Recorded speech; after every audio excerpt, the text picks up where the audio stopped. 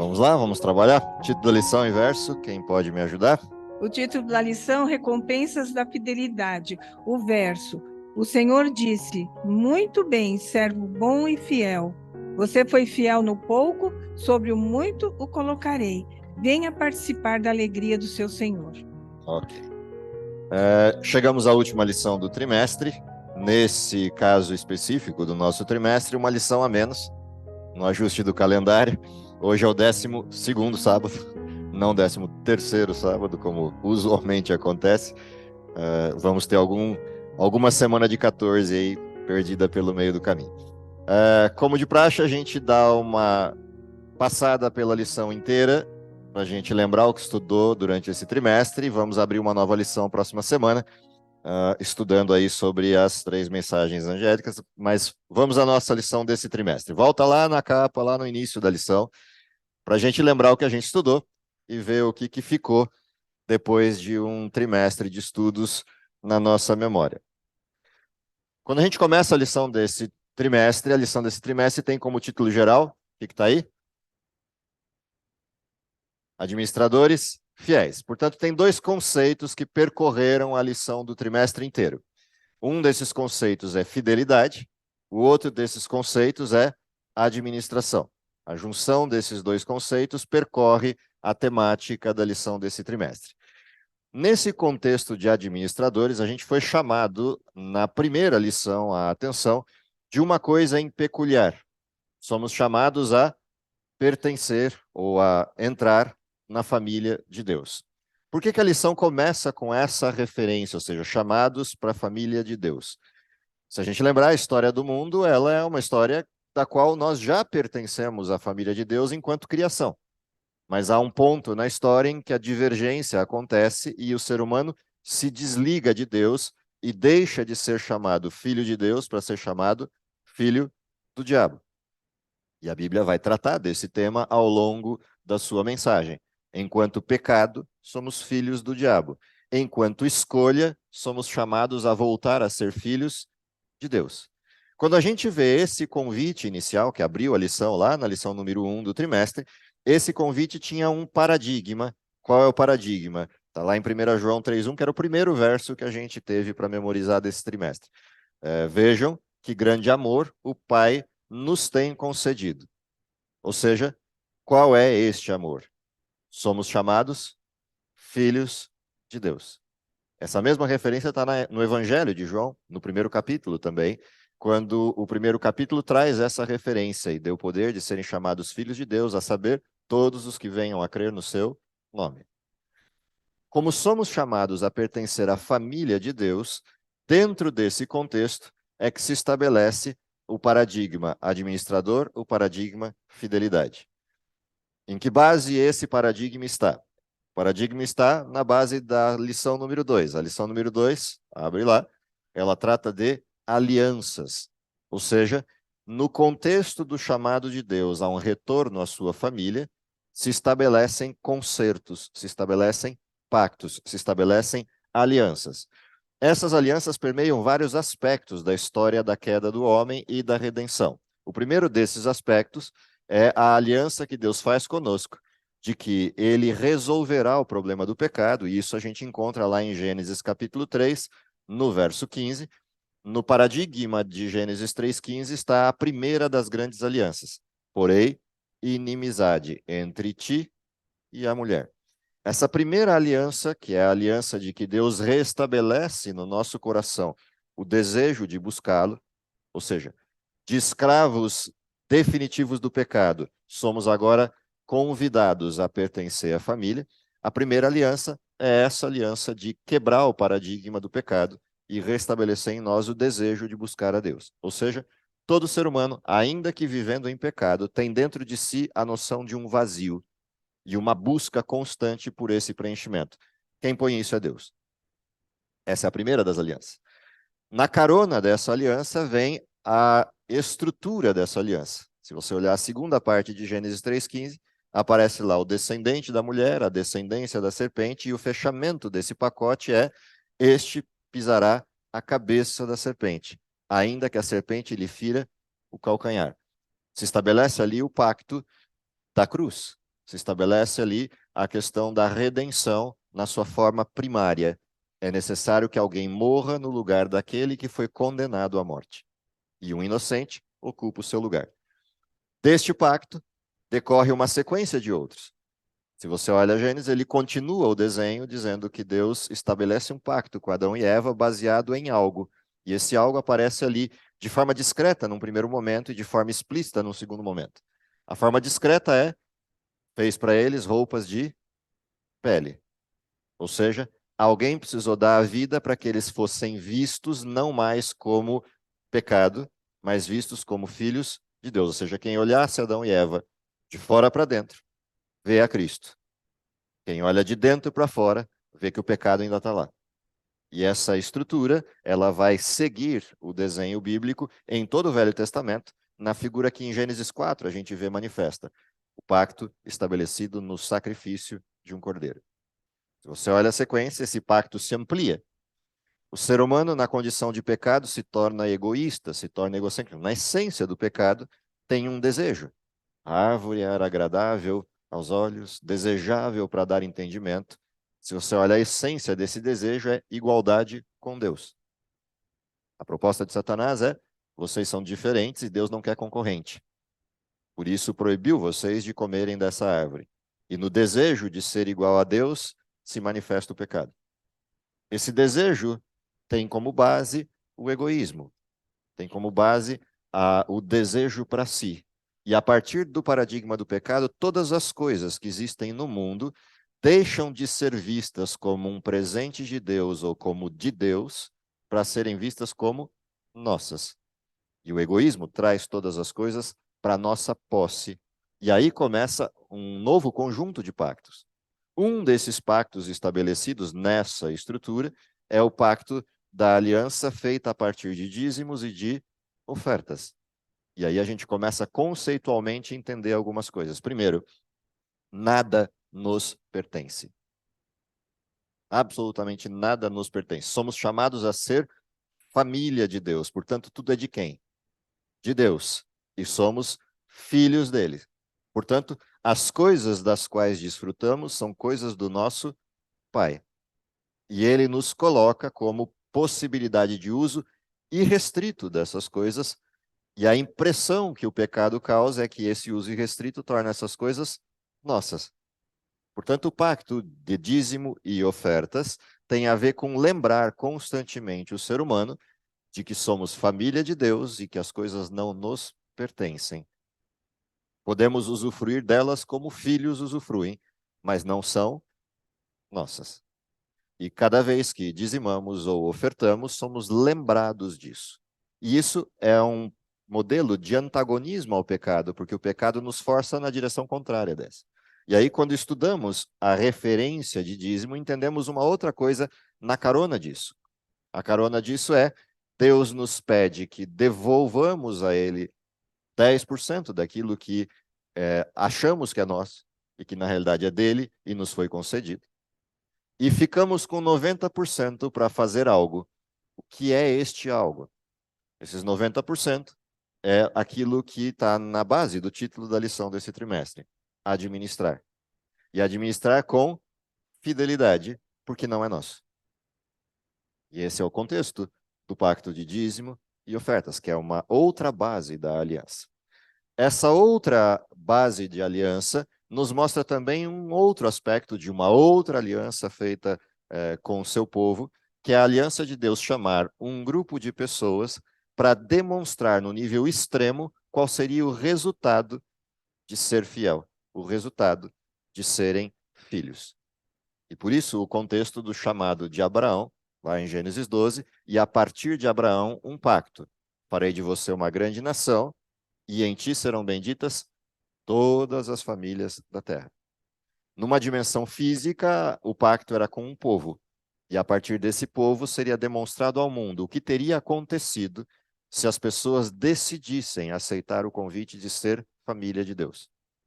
Se Israel tivesse continuado esse processo, a prosperidade, a manifestação de toda a saudabilidade do povo de Israel seria de tal ordem que o mundo seria atraído a ver o que estava acontecendo. E a gente tem alguns exemplos disso na história Para mim, o mais clássico desses exemplos chama-se Rainha de Sabá.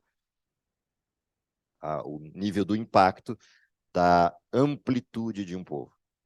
E a falta de integridade desse mesmo povo em mostrar aquilo que era a causa de toda aquela prosperidade. Portanto, nessa questão do pacto, do chamamento de um povo, está a demonstração física do que seria a família de Deus. Tanto que os grandes marcos que a gente encontra e estudamos na lição desse trimestre demonstram isso. Abraão, Jó e outros tantos, que na sua condição de existência e escolha, manifestaram o que é a mão de Deus sobre seus filhos. Dentro desse contexto, a gente foi chamado a observar que daqueles 90% que nos restam, que nos ficam como administração, ou seja, a maior parte fica conosco, há algo a ser feito e o contexto de ofertas é o ensinamento deste algo. Ou seja, se eu sei que os 90% também não são meus, ofertar é fazer benesse com chapéu alheio. Afinal de contas, quando entregamos ofertas de qualquer natureza, estamos fazendo benesses com chapéu de outro. Portanto, há um sentido nas ofertas. As ofertas não são para eu pagar de bonzinho que estou ofertando. As ofertas são a compreensão clara de que isso que está comigo está para uma função, e toda vez que eu oferto, quem deve ser exaltado é aquele que é o dono daquilo que eu usei para ofertar. E esse é um outro conceito importante quando a gente olha para a questão das ofertas. As ofertas não são um sacrifício da minha parte, as ofertas sequer são alguma coisa que demonstra o quanto eu sou generoso. As ofertas são simplesmente para mostrar que eu entendi que os 90% não são meus. E, portanto, eu ainda pago de generoso com aquilo que não é meu. Recebo, às vezes, até algum elogio ou algum agradecimento por aquilo que não é meu. Portanto, toda vez que alguém agradece a mim por algo que eu ofertei, em qualquer das naturezas, seja oferta à igreja, seja oferta à ação humanitária, seja, não importa qual seja, toda vez que alguém me agradece, qual é a resposta que eu tenho que dar? Ele está me agradecendo. Não fui eu que te dei. Como não? Não fui eu. Isso que eu te dei não me pertencia. Eu apenas transferi. Esse é o conceito de ofertas. Se a gente entende esse conceito de ofertas, então a gente começou a entender o que é o conceito inicial do modelo dos pactos, o modelo das alianças. E aí vem o processo da administração, e vimos algumas lições de natureza pragmática na sequência, uma delas lidando com a administração daquilo que, no contexto do mundo, em circunstâncias uma ou outra ocorrem, por exemplo, a questão das dívidas e a questão do quanto isso pode produzir algum tipo de degenerescência na relação com Deus e trazer dificuldades e tristeza, e fomos chamados, no contraponto disso, a viver uma vida com planejamento. Duas lições práticas que apontavam na direção do conceito de ser administrador fiel. Entre essas duas lições havia uma referência interessante, que é o foco. Ou seja, como administradores fiéis e como guardadores fiéis daquilo que Deus nos concedeu, aonde devemos guardar o tesouro. E aí vem a referência da lição número 6, que é guardar os tesouros no céu, ajuntar tesouros no céu. E ajuntar tesouros no céu tem dois paradigmas. Paradigma número 1 estava na lição número 7. Toda vez que fizerem a um dos meus pequeninos, é como se a mim o tivessem feito. Portanto, a primeira referência de guardar ou acumular tesouros no céu é lembrar que os 90% são de Deus, e toda vez que eu ajudo alguém, na realidade eu estou fazendo aquilo que Deus faria se estivesse no meu lugar. Porque é o que ele fez comigo. Eu era pecador e ele me convidou a ser seu filho. Dentro desse contexto, por favor, à vontade. Tem lugares aqui na esquerda aqui, se precisar. Oi? Tem? Tem ali atrás. E ainda tem mais as nossas cadeiras aqui. Só entra. Dentro desse contexto de eu entender que toda vez que eu faço a alguém, eu estou fazendo ou cumprindo a missão de Deus, ali atrás, tem dois lugares ali. Toda vez que eu faço a alguém, eu estou fazendo a Deus, Essa referência faz com que as pessoas entendam qual é o propósito de Deus. Por isso eu estou acumulando o tesouro do céu. Qual é o tesouro do céu? O que é o tesouro do céu? Oi? Para quem? Quando eu faço isso a um dos pequeninos, é vida eterna para quem? É vida eterna para o outro. Porque se eu faço, é porque eu já tenho a vida eterna. Portanto, não é para mim. É para quem? Para quem eu fiz. Qual é o tesouro do céu? É gente. A única coisa que vai para o céu é gente. Toda vez que a gente faz a um dos pequeninos, é um dos pequeninos que está indo para onde? Para o céu. Que tesouro a gente está acumulando no céu? É só lembrar da coroa. O que tem na coroa de todo mundo que está no céu? O que é cada estrela? Salvação. Portanto, o que é acumular tesouros no céu? É gente. Porque tem algum valor pedra preciosa no céu? Eu posso trocar por alguma coisa, ouro, prata, diamantes no céu, rubis? Não, não tem valor. O tesouro no céu é o outro que eu levei. É o outro que foi pelo meu testemunho. É o outro que foi pelo que eu fiz. Então, o que é acumular tesouros no céu? É gente. Por isso que o paradigma de acumular tesouros no céu tem, de um lado, a ajuda, quando fizerem, a um dos meus pequeninos, ao mim o fizeste, e do outro lado tem a missão, a pregação do evangelho. Quanto mais eu propago o evangelho, quanto mais pessoas compreendem a boa nova do evangelho, mais tesouro no céu. Porque é o que vai para lá, é gente. Satanás sabe disso. E por saber disso, qual é a principal atividade de Satanás? Tirar gente do céu. É simples a questão. Portanto, todo pacto feito por Deus conosco tem a ver com gente, tem a ver com quem vai para lá, tem a ver com quem eu levo para lá. Por isso, toda a ação nossa, enquanto perspectiva daquilo que temos a administrar, é entender que tudo que está disponível para administrar tem um objetivo só: gente. Por uma razão simples. De quem é todo o universo? A quem ele concede? Aos seus filhos. Nós e todos os outros que estão espalhados por aí e que não caíram como nós. Portanto, se tudo já é concedido a nós, estou preocupado com o quê? Meu foco está onde? É essa mudança, esse clique de mudança de perspectiva que a gente foi convidado a observar. E aí veio a lição número 9 para mostrar onde está o calcanhar de Aquiles. O calcanhar de Aquiles está onde? Em eu achar que não tenho as coisas. E por achar que não tenho as coisas, eu desejo as coisas. Portanto, Satanás gera, como marqueteiro que é, e eu sempre brinco nas aulas de PP, como já falei para vocês, que marqueteiro não vai para o céu, assim como advogado também não. É... Brincadeiras à parte, o que acontece? Ele é um baita marqueteiro, ele gera consumo. Consumo de coisas que eu acho que não tenho, porque isso tira o foco. Literalmente tira o foco. Tira o foco por quê? Porque eu desenvolvo no coração aquilo que é a base do pecado, a cobiça. Eva desejou ser igual a Deus. Adão desejou Eva. É a cobiça. Porque ele achou que já não tinha mais Eva. Ele achou que Deus não era competente o suficiente para recuperar o que aconteceu em Eva. E entre não ter Eva e não ter Deus, fico com Eva. Prefiro não ter Deus. Ou prefiro nem existir, se for esse o caso. É isso que aconteceu. Por isso, o cuidado com a cobiça tem a ver com a gente lembrar a fonte das coisas, a origem das coisas. Toda vez que eu me lembro de novo que tudo é de Deus e, consequentemente, tudo me foi concedido, não faz sentido nenhuma das outras coisas. Eu já tenho tudo. Elmer?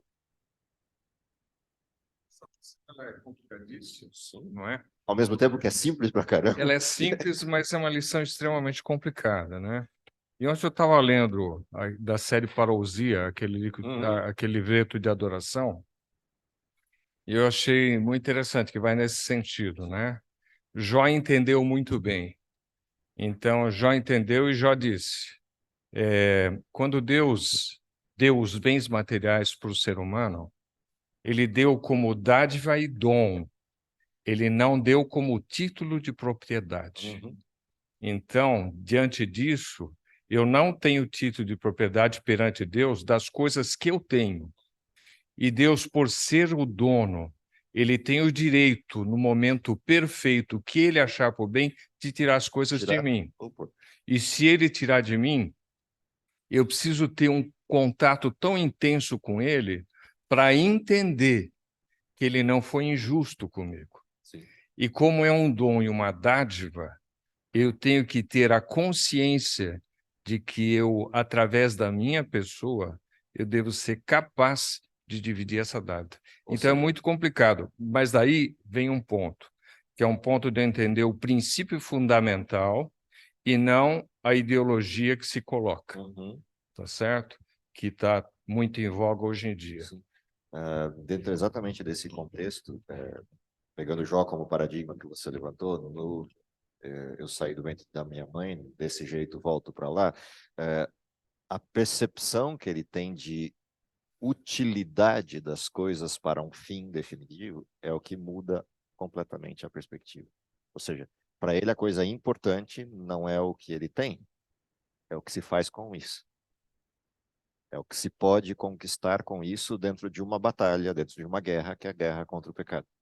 Essa é a percepção clara dele, de Jeremias e de tantos outros, quando a gente vê textos dessa natureza presentes na literatura bíblica. Essa é a percepção de Abraão. A ponto de Abraão falar, não, eu não quero os presentes dos reis. A única coisa que me interessava e que me motivou a fazer toda essa função da batalha, mesmo eu não sendo um soldado, é porque eu precisava tirar meu sobrinho de lá, eu precisava tirar os meus familiares de lá do cativeiro da intervenção dos reis, naquela guerra dos reis, dos 4 reis contra 5. Quando a gente olha essas referências, a gente entende o formato de todo esse desenho do que é redenção. E é disso que se tratava o percurso que a gente trilhou esse trimestre. As lições finais, que são as lições 10 a 12, começam a trazer tudo isso para um outro contexto. Qual é o contexto? O contexto das lições 10 a 12, primeiro, traz a noção de retribuição, ou seja, o que é retribuição no fim das contas dentro do contexto bíblico. Para mim, o texto mais importante está logo na abertura da lição número 10, num texto do Testemunhos para a Igreja, volume 1, página 366, que diz assim: todos esses temores são originados por Satanás. Que temores? Os temores sobre o dia de amanhã, as coisas que eu posso perder, as coisas que eu posso ter de dificuldade, a ansiedade quanto ao futuro, e quanto mais tempo a vida corre, mais essa ansiedade pode nos pegar, por conta da contagem do tempo ao contrário, ou seja, a gente tem mais passivo, mais passado do que futuro. Todas essas coisas, de alguma forma, geram ansiedade. Aí o texto diz que tudo isso é causado por Satanás. Ou seja, na perspectiva do cristão, quanto mais passado eu tenho, mais futuro eu tenho. É um modelo esquisito de observar, porque quanto mais passado eu tenho, mais perto eu estou de onde? Do céu. Portanto, mais futuro eu tenho. Quando eu perco isso de vista, quanto mais passado eu tenho, menos futuro eu tenho. Consequentemente, mais ansiedade eu tenho. Ou seja, a corrida nossa não é para este mundo, é para o céu. Portanto, quanto mais passado eu tenho, mais perto do céu eu estou. Porque ou eu estou mais perto do céu porque eu vou descansar aguardando, ou eu estou mais perto do céu porque eu estou mais perto da vinda. Seja qual dos dois sentidos eu olhar, continua sendo a mesma referência. E nessa perspectiva é que vem o restante do texto. Diz assim: caso tomassem a atitude que Deus deseja que mantenham, seus últimos dias seriam os melhores e mais felizes. Devem pôr de lado a ansiedade e as preocupações, ocupar o tempo de maneira mais satisfatória possível e amadurecerem para o... Para mim, o viver é e o morrer é. Percebe? Eu olho o ganho e eu olho o lucro na perspectiva correta, porque o céu é gente. Isso significa que quanto mais perto do menos futuro e mais passado, mais tempo a gente tem. Quanto mais novo a gente é, menos tempo a gente tem. Pelas circunstâncias impostas pelo contexto da vida e por uma série de outras razões. Quanto mais perto do fim do percurso, mais tempo tem. Então, quando Ellen White coloca aqui a perspectiva de felicidade está no fim, percebe que uma coisa é olhar a questão a partir do paradigma da degenerescência do pecado. A partir dos 70, tudo é câncer e enfado. Isso é a perspectiva do pecado. Isso é a constatação da degenerescência do pecado. Mas quando você olha pela outra perspectiva, que é quanto mais velho, mais tempo, pô, aí muda de figura. Qual é o propósito de quem tem mais tempo? Qual é a ocupação de quem tem mais tempo? E qual a possibilidade de desfrutar as coisas para quem tem mais tempo? Entende a questão? Na correria da vida, a gente não percebe detalhes das coisas que estão ao redor da gente na vida. Na oportunidade do tempo, a gente pode se dar ao luxo de observar os detalhes. Basicamente é isso. É disso que a gente está falando. E detalhes de coisas que a gente usualmente nem dava valor, porque não tinha tempo de observar esses detalhes. O que Deus criou nesse mundo? Prédios, carros, roupas. Deus criou essas coisas? Não, o que Deus criou? É o que ainda por aqui a gente consegue observar. Qual é o número de detalhes presentes no mundo natural? Perto do número de detalhes presentes no mundo artificial. Percebe? A gente descola dos detalhes importantes da vida e, consequentemente, a nossa vida vai se tornando cada vez mais artificial, porque as coisas artificiais fazem exatamente isso. Ah, mas é lindo observar um Bugatti. É óbvio que é. Foi desenhado para isso. Mais lindo ainda é entrar dentro dele e pilotá-lo. Foi feito para isso. Só que isso torna a vida artificial. Qual é a diferença entre andar num Bugatti e voar com asas? Sem amarras, sem o receptáculo, sem o anteparo de um vidro, sentindo o vento na cara, a fluidez do ar pelo corpo. Sabe, esses detalhes da vida, eles vão se tornando mais tangíveis quanto mais tempo a gente tem, se a gente prestar atenção nas coisas certas. Quanto mais distante disso, mais a gente fica preso às coisas artificiais. E é disso que se trata o processo de mudança de perspectiva, que de fato importa. Que de fato é algo que muda a nossa perspectiva. Nós nos tornamos urbanos, ao nível máximo do que a palavra urbano pode dizer. E a gente perdeu a noção das coisas que de fato importam. As únicas que vão sobrar para depois. Dentro dessa perspectiva, vem as duas últimas lições. O que administrar em tempos difíceis, em tempos de crise, é manter o foco. Qual é o foco do cristão? Ele sabe a urgência do tempo, sabe a urgência do seu próprio tempo, porque a vida é um sopro, e ele foca na missão. Quanto mais ele foca na missão, menos ele perde a perspectiva do céu, e o que leva a gente à última das lições. Ou seja, entendendo que o nosso foco está na missão, e a missão é gente, a missão é salvar, a missão é levar gente para o céu, a gente passa a viver o que de fato é a recompensa. Sim, Deus prometeu recompensas. Quanto mais focado na missão, mais eu preciso de duas coisas, e não necessariamente as duas juntas. Podem vir juntas, podem vir separadas. Eu preciso de tempo e eu preciso de recurso. Ok? Eu preciso dessas duas coisas para executar a missão. Deus pode me dar as duas juntas, pode me dar uma só delas, mas dificilmente ele vai me dar recurso sem tempo.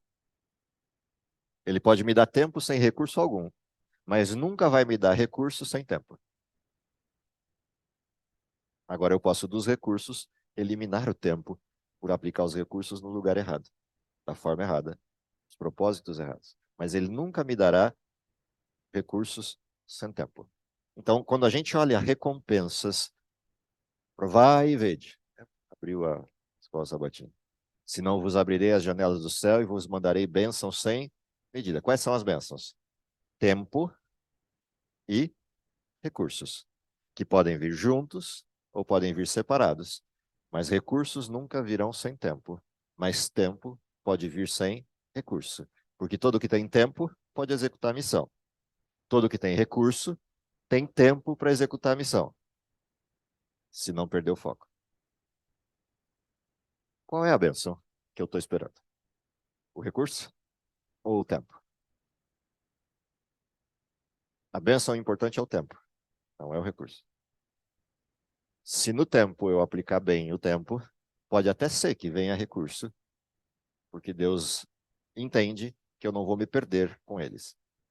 Mas se não é essa a percepção de Deus e ele entende que tempo é mais importante que recurso, tempo ele deu para todos. Eu acordo e tem um dia pela frente. Eu acordo de novo e tem mais um dia pela frente. Todo mundo recebe a mesma porção de tempo. O que eu vou fazer com ele é problema meu. Dentro dessa perspectiva vem a maior das recompensas, que é a vida. Por isso a recompensa da vida eterna não é futura. A vida eterna é essa, que te conheçam a ti como o único Deus verdadeiro e a Jesus Cristo, quem enviaste. Portanto, a vida eterna não é futura. A vida eterna é presente. Por isso eu brinquei contigo quando você falou de vida e falou de vida para mim. Eu falei, a vida não é para mim, porque eu já tenho. Se eu já tenho a vida, não preciso de mais. Não tem que ter duas vidas. Não dá para ter três vidas, nem sete como os gatos. Eu só tenho uma. E uma vez que a tenho, eu tenho que buscar quem não tem vida. Para que ele entenda que pode ter e pode ter desde já. Se eu entendi isso, então eu entendi a lição número 12. A lição número 12 trata da recompensa e foca a recompensa nessas duas dimensões, lembrando que a recompensa de fato é a vida. Ah, mas eu posso ter a expectativa de uma recompensa concreta, a materialidade da eternidade? É óbvio que posso. Só que eu tenho que lembrar que ela não está onde? Nos urbanoides da vida. Aonde está a recompensa da eternidade? No retorno de um jardim. Qual é a principal alegria de Adão depois de encontrar Cristo? Veja lá. É ele encontrar o que de novo? O mesmo jardim. Remodelado, melhorado por Deus, mas o mesmo jardim. Ele volta para casa.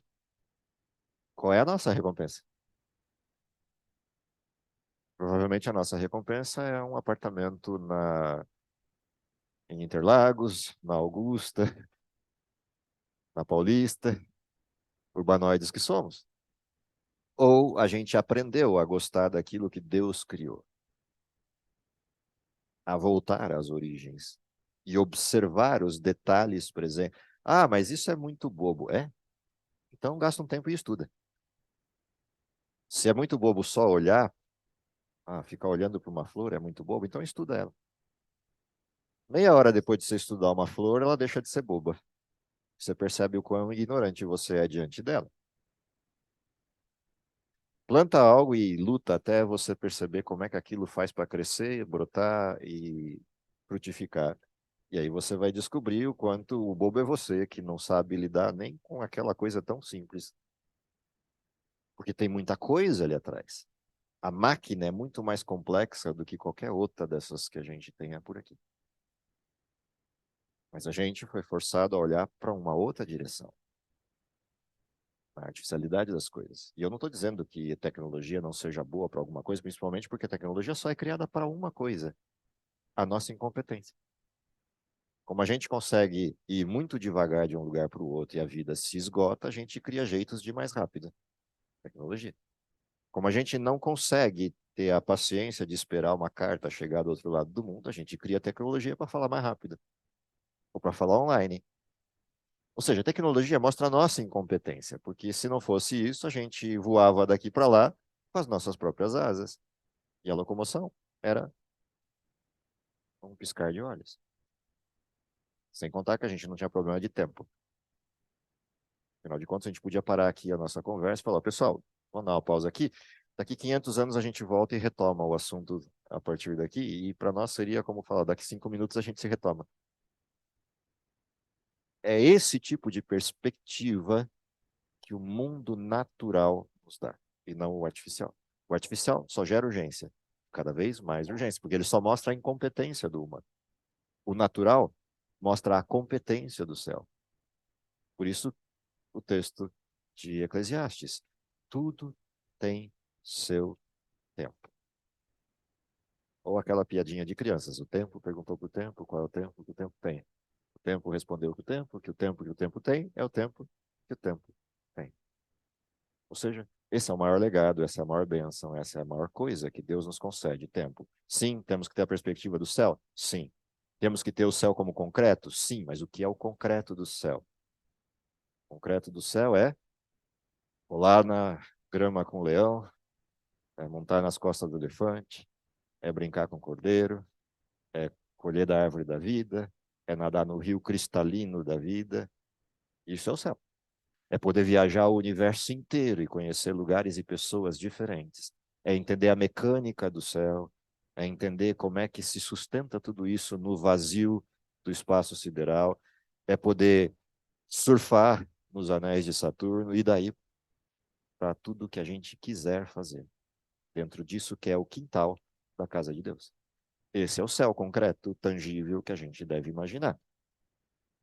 Se a gente manter isso em cena e manter o foco de que quanto mais gente, mais alegria, mais possibilidades, então entendemos tudo que a lição desse trimestre tentou dizer. Se não entender isso, vamos voltar ao velho e pragmático modelo de dízimo é oferta e dinheiro, pacto é oferta e dinheiro, e não faz sentido. Eu espero que de alguma forma essa lição tenha mostrado, porque para mim a abordagem do autor da lição desse trimestre foi uma abordagem muito provocativa. Disse isso para vocês lá nas 2 primeiras lições. Prestem atenção nas entrelinhas e nos textos que o autor está usando como fundamento. Se a gente entendeu isso, então de fato entendemos o que era importante nessa lição. E aí resta, literalmente, arregaçar as mangas e bora trabalhar. E tem muita coisa para fazer. A seara é enorme e o número de ceifeiros é diminuto. Que Deus abençoe vocês, que Deus me abençoe. Oi, por favor, à vontade. Diga. Né, e vai enchendo assim de uma alegria e de uma falta de pressa, Amém. né? E aí veio na minha mente aquela palavra que diz assim: trocai o teu fardo pesado. É tão leve, né? Viver com Cristo, almejar as coisas de Cristo, é uma bênção. Exatamente essa é a ideia, exatamente esse é o contexto. A vida se tornar leve. Quanto mais leve, mais possibilidades, mais alegria, mais a gente passa a enxergar as coisas que de fato importam naquilo que nos cerca. Esse é o convite da lição desse trimestre e foi assim que o autor terminou, na perspectiva de olha para frente, olha para o que está prometido e enxerga isso como real. Aí as coisas passam a fazer sentido aqui. Caso contrário, aí eu sou obrigado a aceitar que Buda estava certo, a vida é sofrimento. Porque é só o que sobra. É só o que sobra.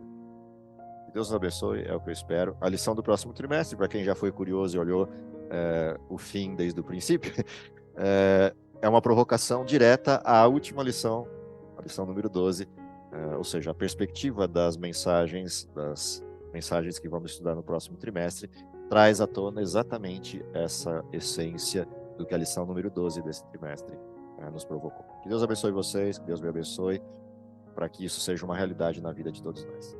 Vamos orar?